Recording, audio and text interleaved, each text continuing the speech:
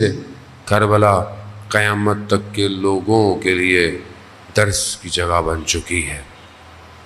قرآن بھی جہاں انبیاؤں کا ذکر کر رہا ہے، جب نبی کا ذکر آتا ہے یا ذہن میں تصور آتا ہے تو ہمارے ذہن میں آتا ہے شاید اللہ کا نبی یعنی کوئی بزرگ، کوئی بوڑھی شخصیت، بزرگ شخصیت۔ بزرگی باطنی ضرور ہے، لیکن اللہ کے نبی جن کو جب پیغام دیا گیا، اور اکثر جو ان کے واقعات ہیں، قصے ہیں قرآن میں، وہ ان کی جوانی کے ہیں۔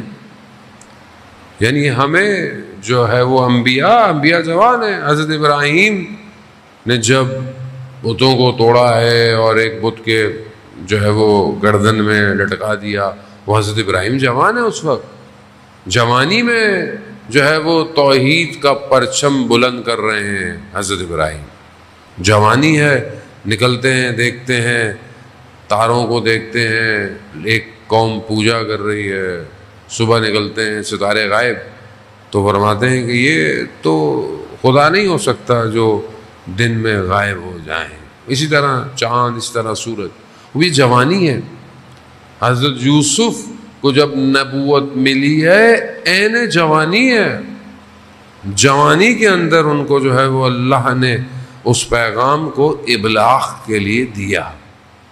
جوان قرآن کی نگاہ میں بہت امپورٹنٹ ہے، اور یہ جوان ہی ہے جو معاشرے کو چلا سکتا ہے۔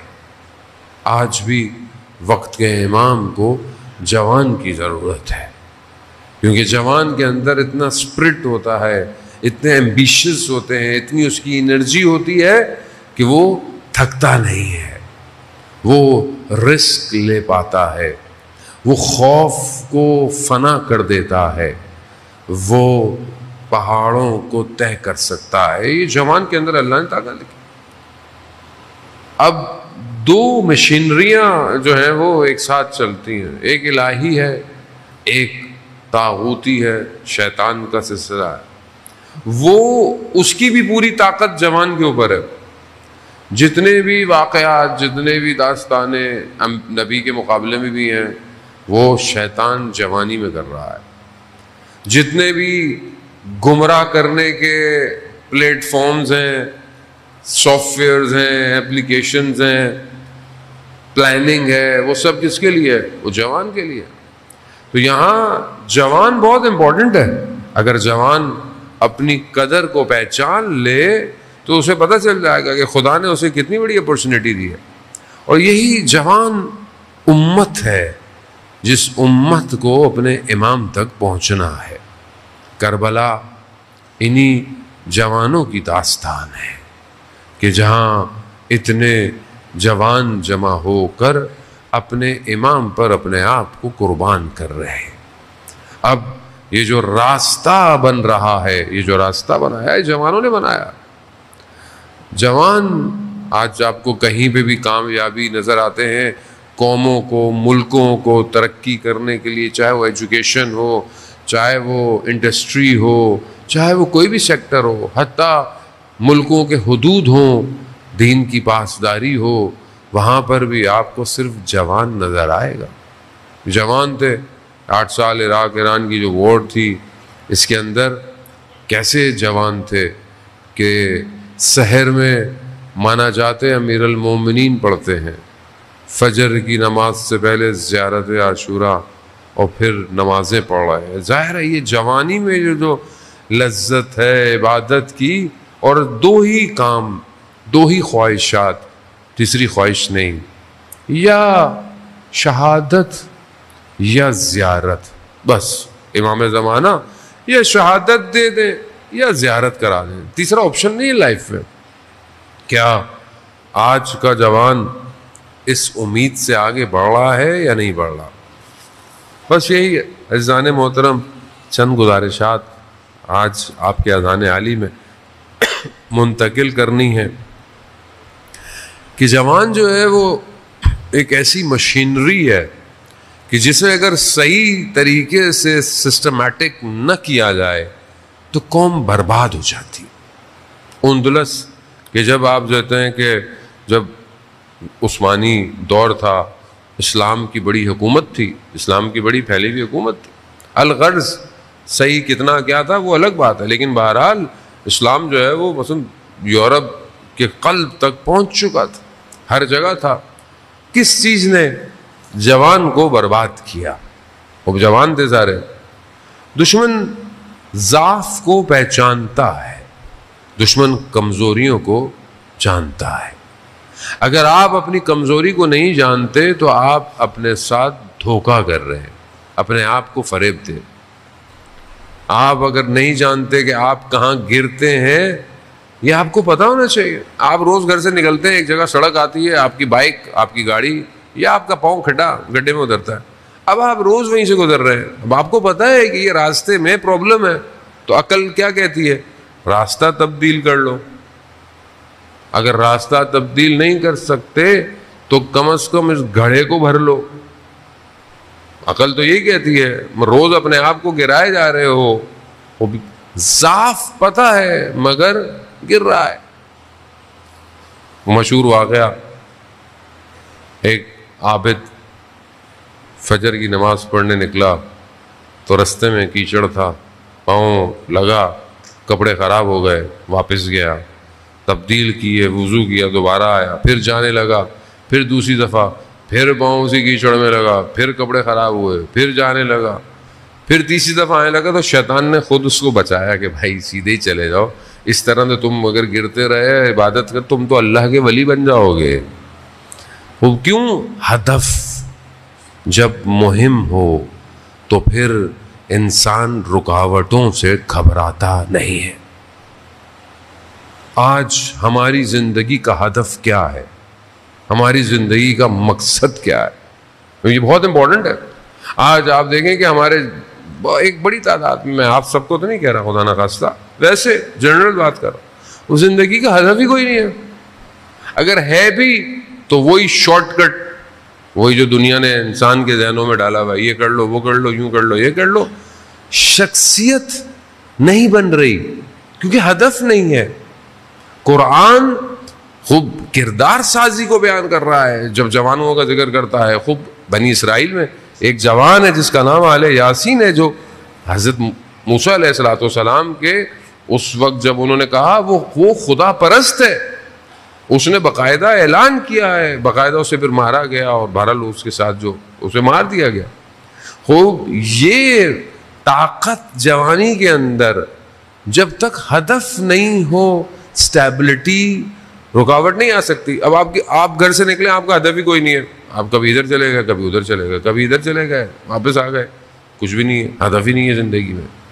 جب آپ کچھ گھنٹوں کے لیے ابھی آپ اپنے گھر سے آئے، دور سے آئے، قریب سے آئے، بس پہ آئے، بائک پر آئے، گاڑی پر آئے، پیدل آئے، لیکن آپ کا ہدف ہے نا کہ ہم یہاں سے نکلے ہیں، ہم نے یہاں پہنچنا ہے، وہی ہدف ہے. یہ ہدف پورا کیا پھر آپ نے واپس جانا ہے. اب کتنے گھنٹے کا ہوا جو بھی آپ، تو چند گھنٹے کا سفر آپ نے با ہدف کیا. اب یہ الگ بات ہے میرے جیسا نکما طالب علم آپ کے سامنے بیٹھا ہو جو آپ کے ہدف کو خراب کر دے، وہ ایک الگ بات ہے. وہ اچھا طالب علم ہو تو کم از کم آپ با ہدف یہاں سے جائیں.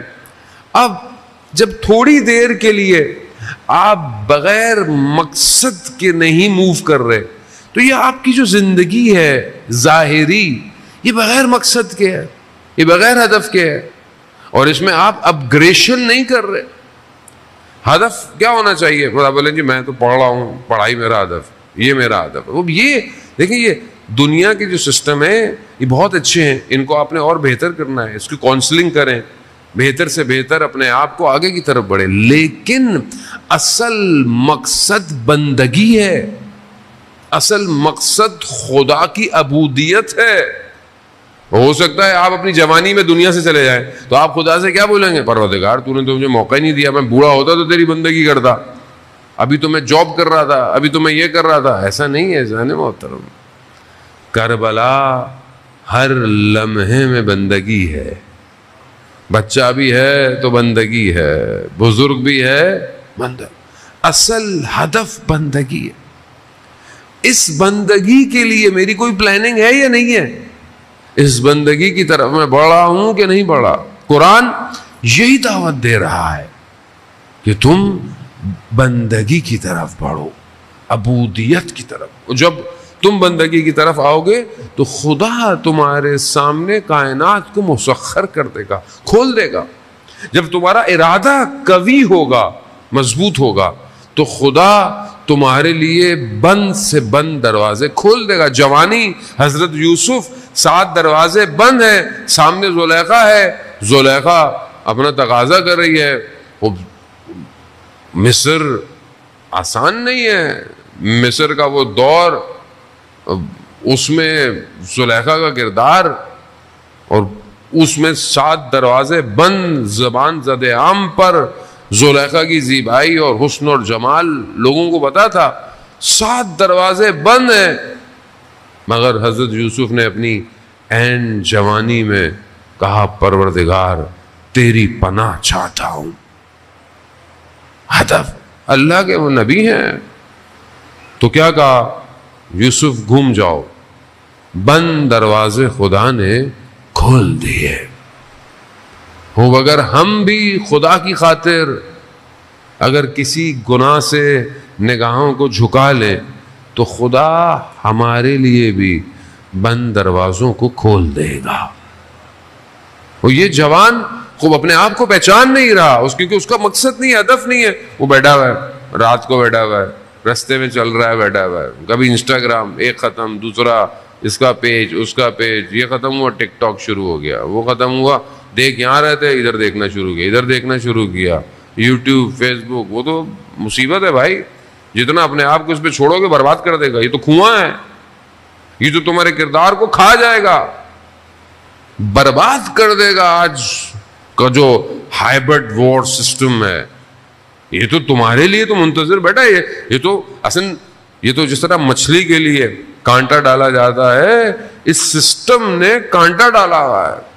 ایک دفعہ آؤ تو صحیح، کلک تو کرو، پھر دیکھو میں تمہیں کہاں لے کے جاتا ہوں. کیسے بچیں گے؟ جب آپ اپنی زندگی کی ہدف بندی کریں گے.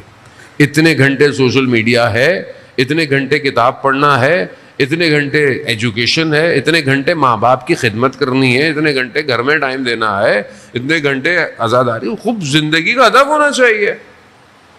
جو جتنے لوگوں کی ہم باتیں سنتے ہیں ظاہری طور پر، جو لوگ ہیں بہرحال ظاہری طور پر جو کامیاب لوگ ہیں، وہ بھی اپنی زندگیوں کو ایسے نہیں لے کے چل رہے. ہر کسی کا اپنی زندگی کا، اور وہ جو الہی نظام کے لوگ ہیں ان کا لمحہ لمحہ خدا کی بارگاہ میں ریکارڈ ہو رہا ہے. وہ ایک لمحے کے لیے غفلت نہیں کرتے. یہاں ذرا سی غفلت ہوئی شیطان نے دبوچ لینا ہے. یہ انسان رجب علی خیاط کہ عشق کیمیا، اردو کے اندر بھی کتاب ہے، اگر آپ لوگوں کو فرصت ملے تو آپ ضرور پڑھیں.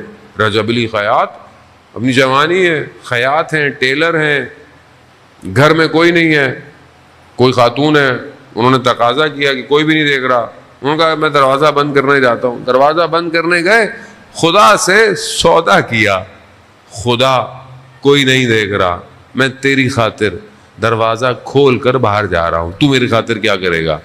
بس یہ کیا، اللہ نے عالم غیب کا پردہ ہٹا دیا. ہدف وہ انسان. سید الشہداء نے امام جعفر صادق علیہ السلام ارشاد فرماتے ہیں، اللہم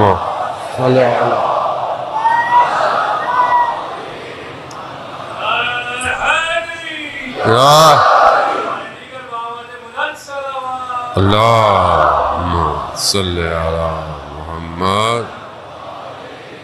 امام حسین علیہ السلام نے چھٹے معصوم فرماتے ہیں کہ ہمارے جد نے دشمن پر ظاہری کامیابی کے بجائے خدا کی ملاقات کو اختیار کیا ہے کہ میں خدا سے ملوں، بے شک میری گردن کٹ جائے.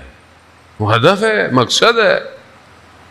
وہ یہاں رجب علی خیاط کو اتنا سب کچھ کھل گیا کہ کوئی اگر آ کر اپنی مشکل بیان کرتا تھا تو اس مشکل کی وجہ کیا ہوتی تھی رجب علی خیاط بتا دیتے تھے. نجف جب جاتے تھے امام کے حرم میں مولا امیر کے، تو یہاں امام سے سوال کرتے تھے تو اندر سے جواب آتا تھا۔ اب یہ کیسے ہو گیا کہ ایک شخص دوسرے عالم میں پہنچ جاتا ہے؟ اب یہ جتنا انسان کا بڑا ہدف ہو، مولا متقیان نہج البلاغہ میں کیا فرماتے ہیں کہ انسان اپنے ارادے سے پہچانا جاتا ہے۔ وہ آج جوان کا ارادہ کیا ہے؟ آج جوان کیا ارادہ کر کر گھر سے باہر نکل رہا ہے؟ آج جوان سوتے وقت کیا ارادہ کرتا ہے کہ کیا میں تہجد کی نماز میں اٹھوں گا یا نہیں اٹھوں گا؟ اب جس کا ارادہ ہی نہیں ہے تہجد نہیں پڑھنی، فجر بھی ہو گئی تو ہو گئی، نہیں ہو گئی تو خیر ہے، کوئی مسئلہ تھوڑی ہے، تو اس کا ارادہ کتنا ضعیف ہے، اسے پھر کیا ملا؟ لیکن جو باوضو ہو کے سوئے اس نیت کے ساتھ بھی کہ پروردگار میں ضعیف ہوں، کمزور ہوں، مگر میں رات کو تجھ سے باتیں ضرور کرنا چاہتا ہوں، بس نیت کر کے سویا، خدا اس کی ساری رات کو عبادت میں شمار کرتا ہے۔ وہ بھی یہ ہدف ہے نا اس کو سونے کا بھی بیکار سو بھی نہیں رہا، یعنی جو با مقصد جوان ہے وہ سونے کو بھی ضائع نہیں کر رہا، باوضو کے سو رہا ہے کہ اگر یہی موت آ جائے تو کم از کم عبادت میں تو پرواز کروں گا۔ یہاں بہت امپورٹنٹ ہے، کیا دیکھ رہا ہوں، کیا سن رہا ہوں؟ مولانا صاحب یہ سننا جائز ہے، ناجائز ہے، یہ دیکھنا جائز ہے؟ بھائی ہدف کیا ہے؟ یہ جو سن رہے ہو اس کا مقصد کیا ہے؟ یہ جو دیکھ رہے ہو اس کا مقصد کیا ہے؟ کیا یہ مقصد عبودیت کی طرف لے کے جا رہا ہے؟ بسم اللہ۔ اور اگر کوئی چیز خدا سے دور کر رہی ہے فوراً چھوڑ دو۔ خدا کے معاملے میں کسی چیز سے کمپرومائز مت کرو، کیونکہ ہمیں نہیں پتا کہ کیا پتا اسی انحراف میں ملک الموت روح نکال کے لے جائے۔ کیا کرو گے پھر؟ بیٹھے رہو گے۔ اب یہاں نفس ارادہ، وہ کیا ارادہ ہے ہمارا؟ ہم مجلس عزائے حسینی میں آتے ہیں، ہمارا مقصد کیا ہے؟ ہمارا ہدف کیا ہے؟ ہم امام حسین تک پہنچنا چاہتے ہیں یا نہیں چاہتے؟ کیا ہم نہیں چاہتے کہ ہم اپنے امام کے کاروان میں نہیں مولانا صاحب ہم کہاں اور وہ کہاں؟ کون وہ کہاں؟ ظاہر ہے آپ اصحاب سید الشہداء جیسا تو کوئی بھی نہیں ہو سکتا، اس راستے پہ تو چل سکتے۔ مولانا ہم کہاں اور 313 کہاں؟ 313 کون کہہ رہا ہے بھائی؟ 313 تو ڈیفائنڈ ہے، 313 کے نیچے بھی تو سیٹ اپ ہے کہ نہیں ہے؟ کیوں اپنے آپ کو اتنا کمزور کر رہے ہیں کہ میں کچھ نہیں کرتا؟ مجھے بعض جوان بہت خوش قسمتی ہوتی ہے، میں اپنے آپ کو بھی مثلا بعض اوقات دیکھتا ہوں کہ جوان مجھ سے بہت اچھا ہے جو اتنا اسٹرانگ کہتا ہے کہ میں امام کے لیے اپنی زندگی گزار رہا ہوں، میں چاہتا ہوں میں امام کے لشکر میں شامل۔ وہ ارادہ تو کر رہا ہے، جب ارادہ کرے گا تو خدا اس کے لیے اسباب بھی کھولنا شروع کر دیتا ہے، راستے کھولتا ہے۔ ہدف، مقصد بہت ضروری ہے عزیزان محترم۔ اب جوان اپنی جوانی میں دیکھیں کیسے لوگ، کتنے لوگ وقت کے امام کے ساتھ ایسے ہیں کہ جو امام کے ساتھ رہتے ہیں۔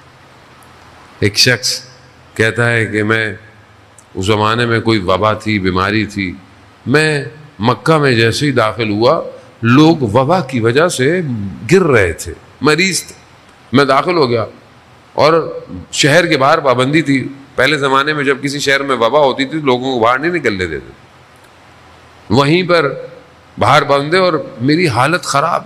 اسی حالت میں نے توسل کیا تو میں نے دیکھا کہ ایک شخص آیا اور اس کے ہاتھ میں کوئی برتن میں کوئی کھانا تھا، اس نے اپنے ہاتھوں سے مجھے کھلایا۔ جیسے ہی ایک نوالا میرے وجود میں گیا تو میرے وجود میں طاقت آ گئی، ذرا سی مجھے طاقت آئی تو میں نے کہا کہ میں یہاں سے جانا، انہوں نے کہا کہ میرے ساتھ چل۔ میں نے کہا پہرے لگے ہوئے ہیں؟ انہوں نے کہا کہ چلو۔ پہرے لگے ہوئے، لیکن جنہوں نے پہرا لگایا وہ ہمیں دیکھ ہی نہیں رہے، شہر سے باہر مجھے پہنچا دیا۔ جاتے وقت میں نے ان سے پوچھا کہ آپ کون ہیں، آپ اپنا نام؟ انہوں نے کہا کہ جب تم شہر میں داخل ہوگے تو جو تیسرے شخص سے ملو گے تو تمہیں بتائے گا کہ میں کون۔ اب یہ اسی اضطراب میں خیر گیا اصفہان کا رہنے والا تھا، رات میں جب شہر میں داخل ہوا، ایک دو لوگوں سے ملا، تو تیسرا شخص جو تھا وہ شہر کا دروغہ تھا، جو رات کو شہر کی نگہبانی کرتا تھا، مطلب عام سا لوگ۔ اب یہ بڑا پریشان کہ یہ عام سا آدمی اس آدمی کے بارے میں کیا بتائے گا۔ ابھی میں یہ سوچ رہا تھا کہ اس شخص نے مجھے بولا کہ وہ جو شخص تمہیں ملے وہ وقت کے امام تھے۔ اب یہ عام آدمی کوئی نہیں ہوتا، چاہے انسان موچی ہو اصفہان کا یا تلائیاں سینے والا تہران کا، اگر ارادہ بلند ہو تو وقت کا امام خود ملنے آتا ہے، خود ملنے آتا ہے۔ صلاحیت پیدا کرنی، اپنے آپ کو اس قابل کرنا پڑتا ہے۔ یہی چیز آپ کو امام کی حکومت میں شامل کرے گی۔ وہ امام کی حکومت آسان نہیں ہے، امام کی حکومت میں بہت سٹرونگ برین چاہیے جو برداشت کر سکے سیم ٹائم پر۔ اب آپ دیکھیں نا، آپ سب ماشاءاللہ جوان ہیں، آپ جانتے ہیں کہ سٹرونگ پروسیسر کیا ہے۔ آج جو جس جنریشن پر پروسیسر اور چپ چلے گئے ہیں، خاص طور پہ موبائل کے، آپ کتنی ونڈوز کھول لیں، کتنی اپلیکیشنز کھول لیں، کتنی اس کو کھول لیں، اس کی میموری بھی بڑھ گئی ہے، پروسیسر میں بھی طاقت بڑھ گئی ہے، گرافکس سب کچھ۔ کیوں؟ جتنی طاقت ہے اتنی پروسیسنگ جو ٹائم ہے اس کا بڑھ گیا ہے، ہینگ نہیں ہو رہا سسٹم۔ ذرا سا پرانا موبائل ہو، 2-4 اپلیکیشن کھول دیں، واٹس ایپ ہی نہیں کھلتا، ذرا سی چیزیں ڈیٹا زیادہ ہو جائے ہینگ ہو گیا۔ کیوں ہو گیا؟ کیونکہ کیپیسٹی کم ہے اور سسٹم زیادہ ڈل گیا ہے۔ خوب ظاہر ہے اگر جوان اپنی پوری انرجی کو دنیا میں لگائے گا، دنیا کی خواہشات میں لگائے گا، تو ذرا سی دیر میں عبادت کے معاملے میں ہینگ ہو جائے گا، آگے بڑھ ہی نہیں رہا، کچھ کھول ہی نہیں رہا۔ اللہ اکبر کرتا ہے، کبھی کچھ نہیں کھلا اس کے لیے، کبھی اس کی آنکھوں میں آنسو نہیں آئے، کبھی اس کے سجدوں میں لرزہ نہیں آیا۔ کیوں نہیں آیا؟ ایسے دنیا بھری ہوئی ہے۔ دنیا جب اندر ہو تو ہمارے مرشد کہتے تھے جب تک تمہارے وجود میں شکم میں دنیا کی چیزیں ہیں، تمہارے اوپر آسمان کے راز آشکار نہیں ہو سکتے۔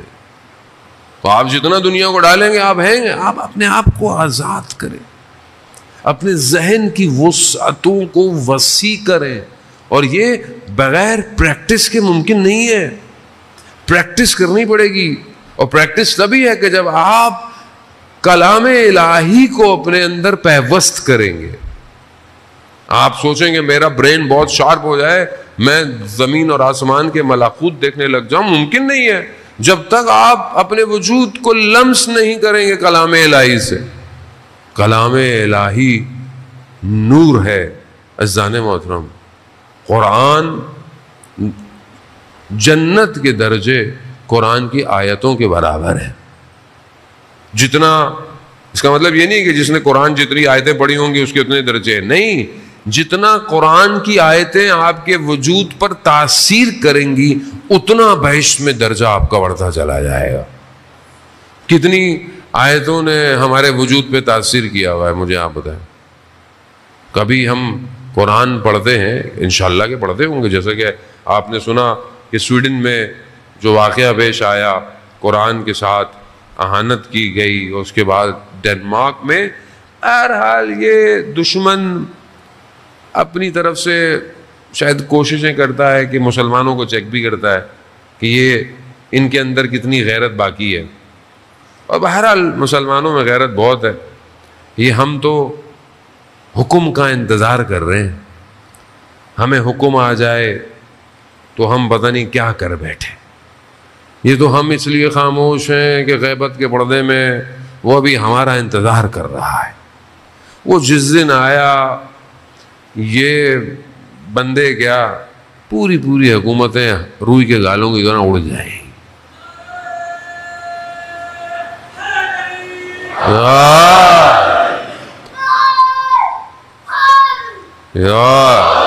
خوب ظاہر ہے، دیکھیں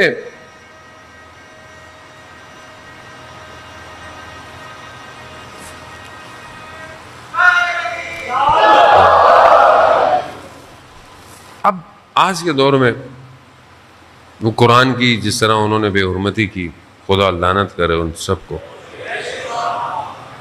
ہمیں کیا کرنا چاہیے؟ ہم کیا کریں؟ آپ بولے ہمیں غصہ ہونا چاہیے، ہمیں پروٹیسٹ کرنا چاہیے، اچھا پھر کیا ہوگا؟ تھوڑی دیر کے لیے تصویریں کھینچیں گی، آپ نے پروٹیسٹ کیا، آپ اپلوڈ کر دیں گے، پھر کیا ہوگا؟ اصل پروٹیسٹ قرآن کو اپنے وجود میں اتارنا ہے، یہ کریں۔ اگر آپ واقعاً قرآن کی بے حرمتی میں نالاں ہیں تو کم از کم روز 20 آیتیں تو پڑھیں قرآن کی، جمع ہو جائیں، اچھی بات ہے، بتائیں دنیا کو کہ بہرحال آپ قرآن کا معاشرہ ہیں، بتائیں، لوگوں نے کیا ہے، لوگوں نے مجلسوں میں بھی قرآن ہاتھوں میں اٹھائے ہیں، بتائیں، اچھی بات ہے، آپ کریں، لیکن اصل تو یہی ہے۔ ابھی آپ نے یہاں ہاتھ میں اٹھایا، گھر میں آپ نے کبھی قرآن اٹھایا ہی نہیں، تو کس کو اپنے ہاتھ کو دھوکہ دے رہے ہیں؟ آج دشمن کیوں ایسی سازشیں کر رہا ہے کہ ہم کمزور ہیں؟ اگر ہم تعلیمات قرآن پہ عمل کرتے تو کسی کی مجال تھی؟ نہیں۔ قرآن امام جعفر صادق علیہ الصلوۃ والسلام ارشاد فرماتے، اللہم صلی علی محمد وعلی محمد، امام فرماتے ہیں کہ امام کا جو قول ہے، خدا بہرحال میں اپنے آپ سے مخاطب ہوں، آپ کو نہیں کہہ رہا، خدا مجھے توفیق دے، امام فرماتے ہیں کہ 50 آیتیں قرآن کی ڈیلی پڑھنی چاہیے، 50، لیکن بعض روایات کہتی ہیں کہ اگر 20 پڑھو تو کم از کم غافلوں میں سے نہیں ہو۔ لیکن کتنا ہم پڑھتے ہیں؟ اور یہ اذان محترم دیکھیں، قرآن صرف ثواب کمانے کے لیے نہیں پڑھنا، آپ نے قرآن سمجھنے کے لیے پڑھنا ہے، تدبر، تفکر۔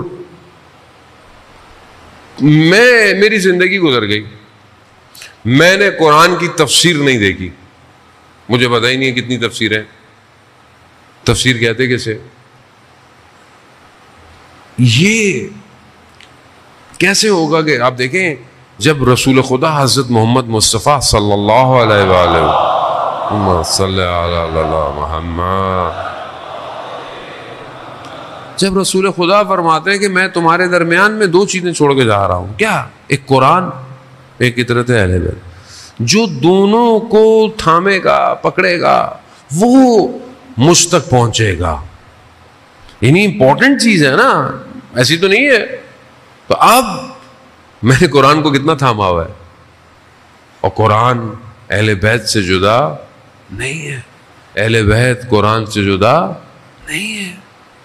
وہ بھی اس کو پریکٹیکل ترجمہ پڑھیں۔ اب تو بہت آسان ہو گیا انٹرنیٹ پہ، تو اب تو ہمارا بھی جو چینل ہے سبیل قرآن، 7 منٹ میں آپ ڈیلی تفسیر کے ساتھ آپ پڑھیں۔ 7 منٹ نہیں ہے آپ کے پاس، 3 منٹ میں آپ ترجمے کے ساتھ، 3 منٹ نہیں ہے میرے پاس، تو بھائی پھر میں امام زمانہ کے پاس کیسے جاؤں گا جب 3 منٹ نہیں ہے میرے پاس؟ ہدف، مقصد، وجود میں نورانیت کو اتارے عزیزان محترم۔ یہ جب ہوگا تبھی آج جوان وہ جوان بنے گا کہ جس کی جان کربلا کے جوان پر قربان ہو جائے گی۔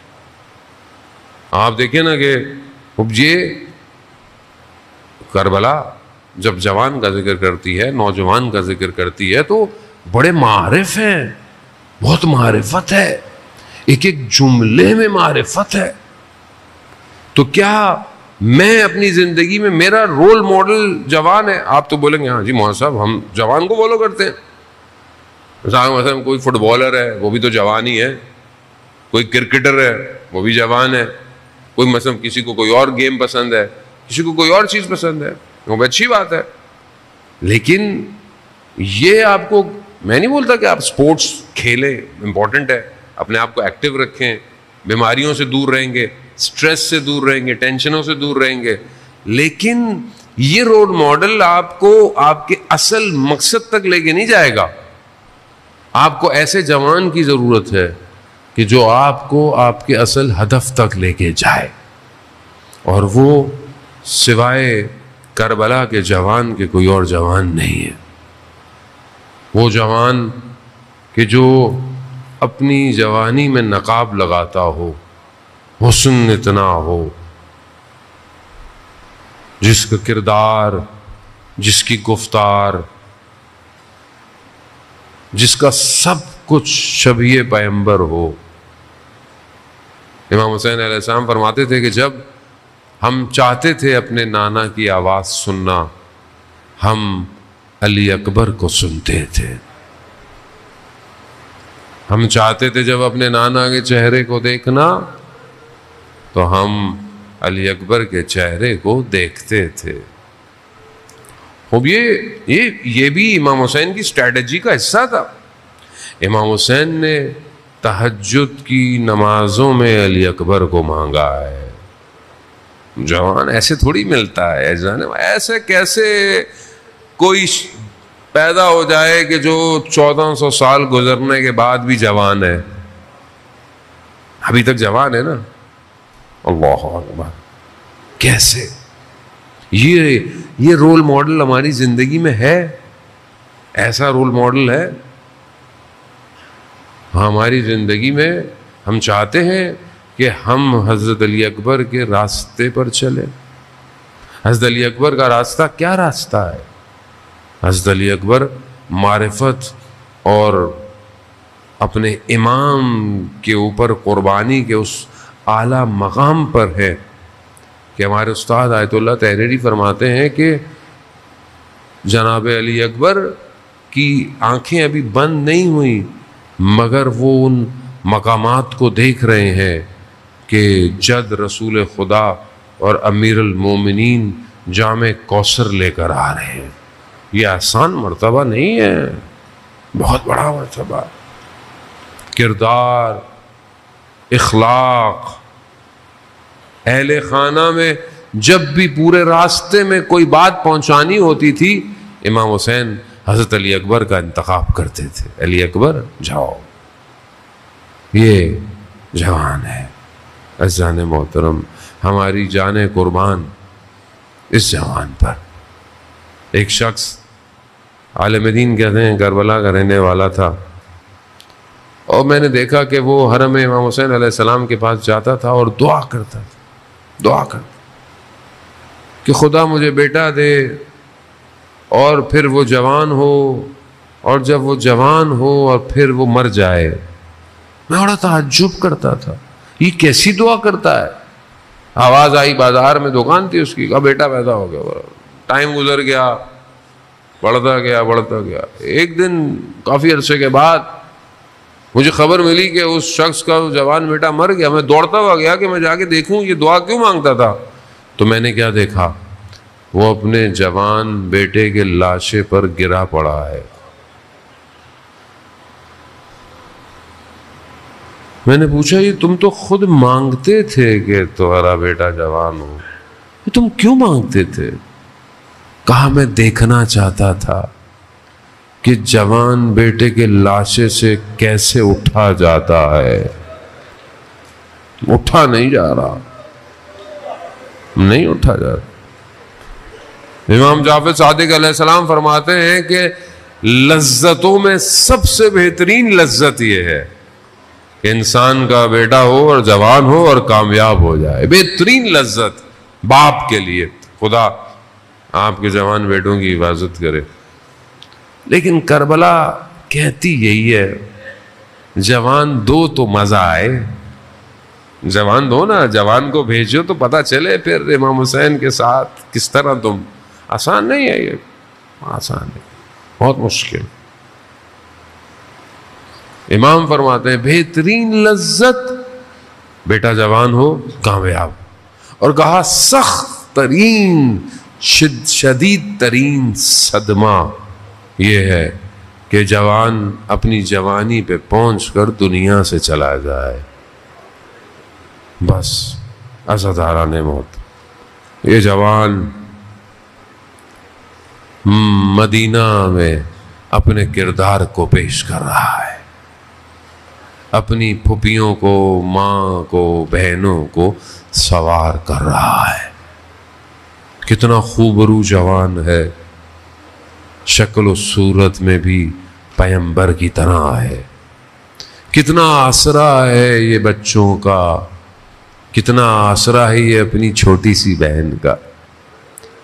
بس یہ راستے طے کرتا کرتا جوان ایک ہی راستے میں دیکھا کہ بابا اچانک سے اٹھے، آنکھ لگی ہے اور کہہ رہے ہیں انا للہ و انا الیہ راجعون۔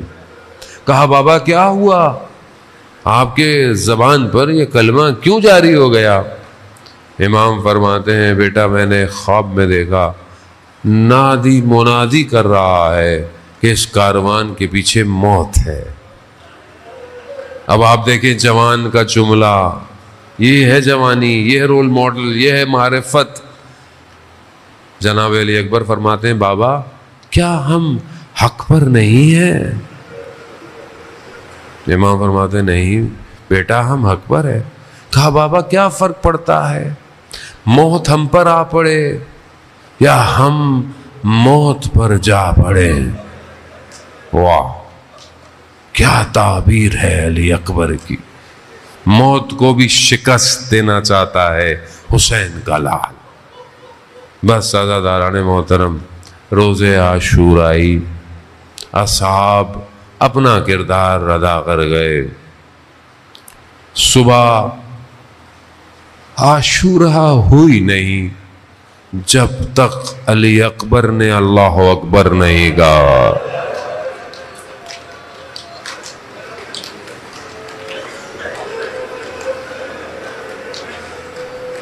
امام حسین اپنے جوان کو اذان دیتا دیکھ رہے ہوں گے، اللہ اکبر اللہ اکبر۔ امام حسین دیکھ رہے ہوں گے یہ کڑیل جوانی کی آخری اذان۔ اہل حرم سن رہے ہوں گے اشہد ان محمد رسول اللہ، یا رسول اللہ یہ آپ کی نشانی۔ اللہ، یہ اذان جو آج تک گونج رہی ہے یہ علی اکبر کی، بغیر علی اکبر کی اذان کے خدا نے بھی روز عاشورہ کے سورج کو طلوع نہیں کیا۔ علی اکبر علی اکبر۔ بس روز عاشورہ آئی، حسین جیسا مہربان کریم کوئی نہیں، جس نے قربانی دینے میں سب سے پہلے اپنا جگر پیش کیا۔ پہلا بنی ہاشم، اللہ اکبر، خیموں سے رخصت طلب کرنے گیا۔ ذیشان حیدر جوادی پڑھا کرتے تھے، خدا ان کے درجات بلند فرمائے۔ روز عاشورہ ان کا انتقال ہوا، کتنے باب معرفت تھے، روز عاشورہ مجلس پڑھ رہے تھے عاشورہ کی، اور کہا کہ یہ کناتے مت ہٹانا، جانتے تھے کچھ گھنٹوں کے بعد مر جائیں گے۔ اللہ اکبر، کمال ہے۔ پڑھتے تھے کہ جب علی اکبر خیمے سے نکلنا چاہتے تھے نا تو خیمے کا پردہ ہٹتا تھا پھر گر جاتا تھا، پھر ہٹتا تھا پھر گر جاتا تھا۔ تو کہا دیکھا ایک چھوٹی سی بچی ہے جو بھائی کو لپٹے ہوئے ہے،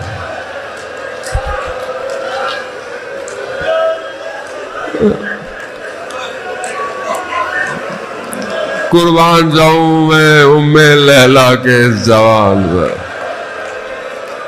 چھوڑ نہیں رہے علی اکبر، تم گئے تو پھر کون؟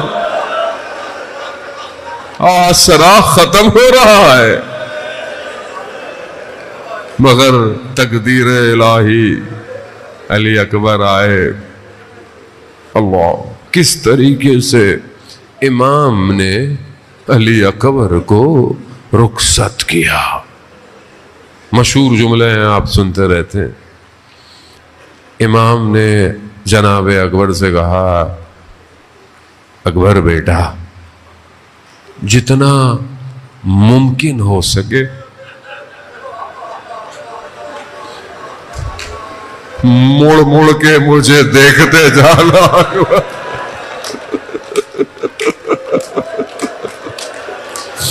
जितना मुमकिन हो सके, जितना। हज़रत आला ने मोहतरम, काश आपका कोई जवान बेटा हो। मेरा बेटा जवान हो रहा है ना, मैं देखता हूं उसे।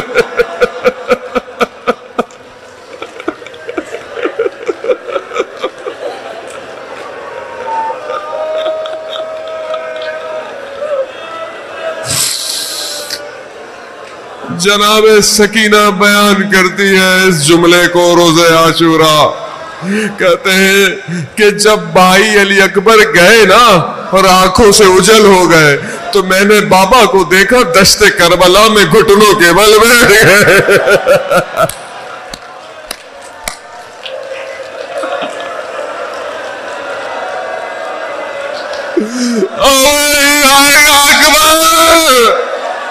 बड़ी उम्मीद है अकबर, बस अकबर गए।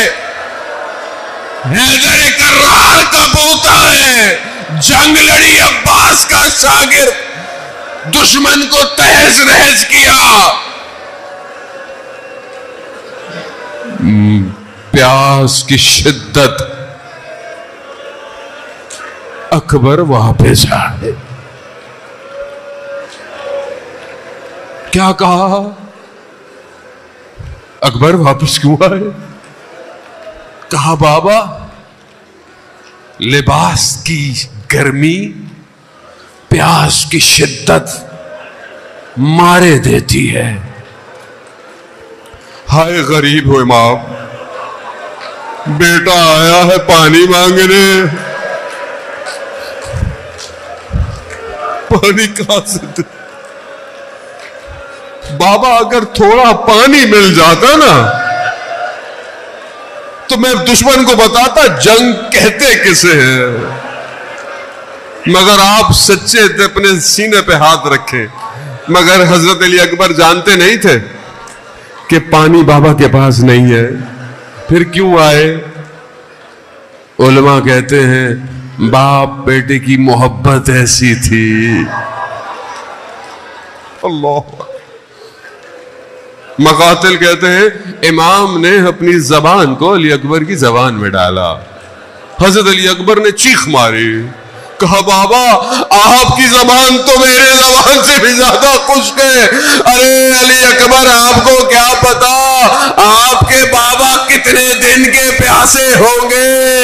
बस मेरे मौला ने कहा, बस चंद जुमले, बड़ा गिरिया किया आपने, जवान है, जवानी की कदर करें, अली अकबर शफाअत करेंगे। अज़ादारा ने मोहतरम, बस मेरे मौला ने कहा अली अकबर बस देर हो रही है, अब जाओ। बस अली अकबर गए। अज़ादारा ने मोहतरम जितना अली अकबर लड़ सकता था लड़ा, मगर एक नेजा बर्छी की तरह आया, हजरत अली अकबर की कमर में पैवस्त हुआ। उस्ताद सिब्ते जाफर ने कलाम लिखा कि अली अकबर ने घोड़े के ऊपर अपनी बाजुओं को यूं डाला।